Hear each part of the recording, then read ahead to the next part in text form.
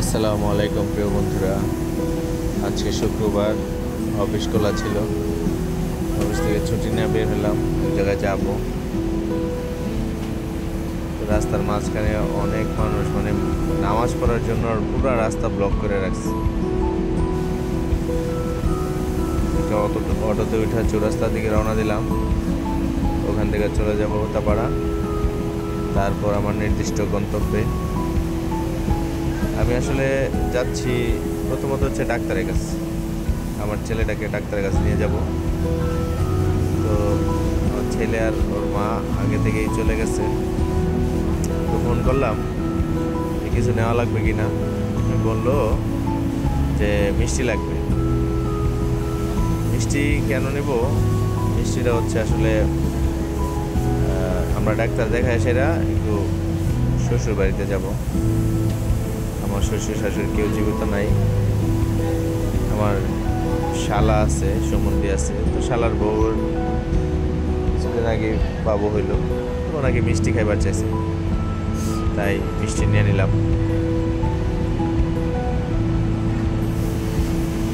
চৌরাস্তায় আসলে গাড়ি থাকে অনেক, মানুষ থাকে অনেক, হাঁটার কোনো ইয়া থাকে না। মানুষের সাথে ধাক্কা, মনে হয় যেন বাস এসে গায়ের উপরে উঠে যাবে এরকম। কোথাও না গেলেও তারা টানাটানি করে। মানুষ আর রাস্তা দিয়ে হাইটা যেতে নিলেও টানাটানি করে। অবশেষে চলে আসলাম হোতাপাড়া। এসে এখন নামলাম। নামার পরে যাইতে হবে হচ্ছে রাস্তার ওপারে। তো ওভার ব্রিজটা ব্যবহার করলাম, যেহেতু রাস্তা দিয়ে কোনো কাটা নাই, রাস্তাটা পার হওয়া যাবে না। ওভার ব্রিজ ব্যবহার করলাম। ওভার ব্রিজে ওঠার পর আমার ঢাকা শহরের কথা মনে পড়ে গেল। আসলে এইসব এলাকায় তো ওভারব্রিজ আগে কখনো ছিল না। বিশেষ করে হোতাপাড়া, কোনাবাড়ি, চৌরাস্তা, এইসব জায়গায় ওভারব্রিজ ছিল না। ওভারব্রিজ শুধুমাত্র ঢাকাতেই, যেহেতু ঢাকাতে জনসংখ্যা বেশি, তাই ঢাকাতেই এগুলি সরকার স্থাপন করত। তো আস্তে আস্তে তো বিভিন্ন জায়গায়, ঢাকার আশেপাশের এলাকায় মানুষ জনসংখ্যা বাড়তেছে, মিল কারখানা বাড়তেছে, তাই এখন কোথাও কোথাও ওভারব্রিজ পাওয়া যায়। তো আমি পুলিশ ফাঁড়ি রোডে ঢুকে গেলাম। এখান থেকে আমি ইচ্ছা করলে রিক্সাতে উঠলে রিক্সাওয়ালা নামায় দিত, বেশি হলে 5 মিনিট। তো আমি এখান থেকে হাইটা যাব ভাবতেছি, হাইটা যাব আর আপনাদেরকে দেখাইতে দেখাইতে যাব, এটাই আমার নিয়ত ছিল। তো প্রিয় বন্ধুরা, আপনারা আমার সাথে থাকবেন। এখানকার রাস্তাঘাটগুলা এত দারুণ করে বানাইছে। এটা হচ্ছে একটা পুলিশ ফাঁড়ি। এখানে দেখেন কতগুলো গাড়ি ফেলা রাখছে। এই গাড়িগুলো মিনিমাম 6 মাস, 1 বছর, 2 বছর ধরে পড়ে আছে। এগুলি কি অপরাধ? এগুলি হচ্ছে হয়তো অ্যাক্সিডেন্ট করছে, এখানে আইনে ফেলা রাখছে। তো সরকারের উচিত ছিল এখানে এরকম ফালায় না রেখা এগুলি বিক্রি করে এগুলির টাকা একটা ফান্ডে জমানো। আসলে প্রত্যেকটা জায়গায় ফান্ড থাকা জরুরি। ফান্ড থাকলে সুবিধা হয়। যেমন এই গাড়িগুলি এভাবে ফেলায় নষ্ট না করে যদি বিক্রি করে একটা ফান্ড তৈরি করতো, ফান্ডে টাকাটা জমা রাখতো, অনেক টাকা জমতো। সেই টাকা দিয়ে যে কোনো ভালো কাজ করা যেত।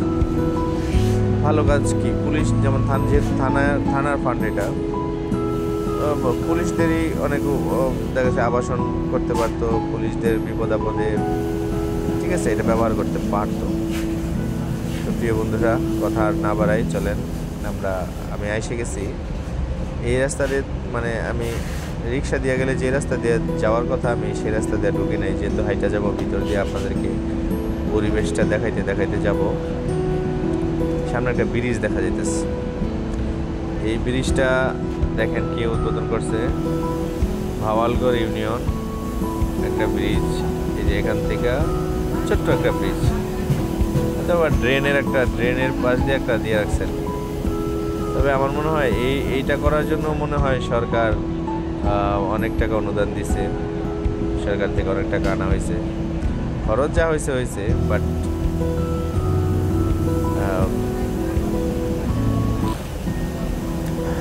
প্রিয় বন্ধুরা, এইসব জায়গায় আসলে মন ভালো হয়ে যায়। এইসব জায়গায় আসলে দুঃখ ভুলে থাকা যায়। এইসব জায়গায় আসলে প্রকৃতির সম্পর্কে জানা যায়।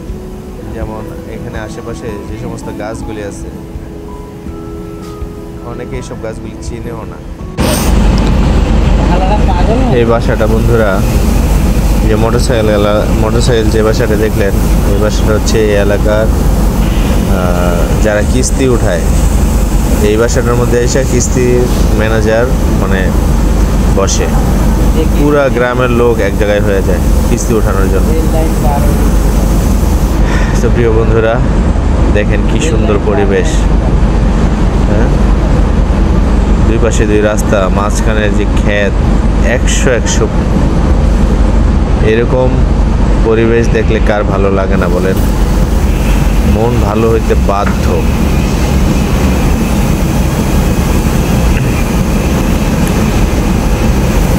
এইসব এলাকায় শুধু গজারি গাছ আর গজারি গাছ, গজারি গাছের বাগান থাকে বেশি। এইখানে যে সমস্ত বাগানগুলি আছে, এই বাগানগুলি সরকারি, তবে এখানকার মানুষ নিজ দায়িত্বে এই বাগানগুলি পরিচর্যা করে, সরকার থেকে একটা কিছু পায়। তো প্রিয় বন্ধুরা, আমি যখন প্রথম এখানে আসি অনেক আনন্দিত হই, কারণ আমি এরকম জায়গায় এর আগে কখনো দেখি নাই। দেখেন, আশেপাশে যখন একটু ধান লাগায় বা ফসল ফলে, মাঝখান দিয়ে যখন রাস্তাটা যায়, তখন কেমন দেখা যায় ভাবতেই অন্যরকম। একবার চোখ বন্ধ করে শুধু ভাবেন যে আপনি একটা ক্ষেতের মাঝখান দিয়ে যাইতেছেন, খালি ভাববেন, দেখবেন যে কি ভালো লাগবে আপনার মনের মধ্যে। তো আস্তে আস্তে আমি চলে আসলাম গন্তব্যস্থানে, আমার শ্বশুর বাড়িতে। ওই যে দেখা যায় আমার শ্বশুর বাড়ি। এই ক্ষেত সোজা বরাবর ওই যে নীল কালারের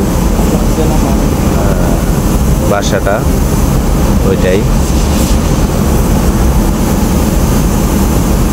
এই ক্ষেত ধান খেতে ভরা থাকে, মানে ধান লাগায়, সরিষা লাগায়। এই জায়গায় এখানকার জায়গার দামও অনেক, 3 লাখ 4 লাখ টাকা শতাংশ। প্রিয় বন্ধুরা, আমার সাথে থাকার জন্য অনেক ধন্যবাদ আপনাদেরকে। আপনারা কষ্ট করে ভিডিওটি দেখছেন। আমি আনন্দিত হই যখন আপনারা আমার ভিডিও দেখেন। প্রিয় বন্ধুরা, আমি যেখানেই যাই সেখানেই আপনাদেরকে সাথে রাখার চেষ্টা করব। আপনারা আমার পাশে থাকবেন, সুস্থ থাকবেন।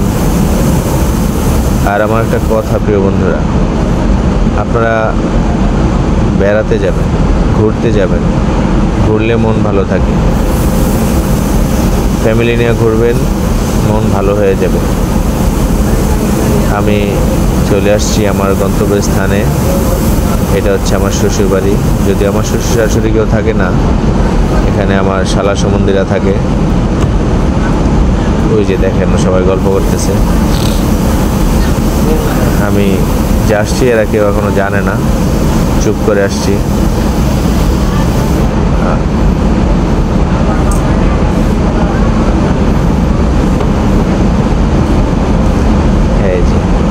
আমার শালা টাইলস করতেছে। শালা মানে ভাই আর কি, ও আমার ভাই বলে, আমি ভাই বলি।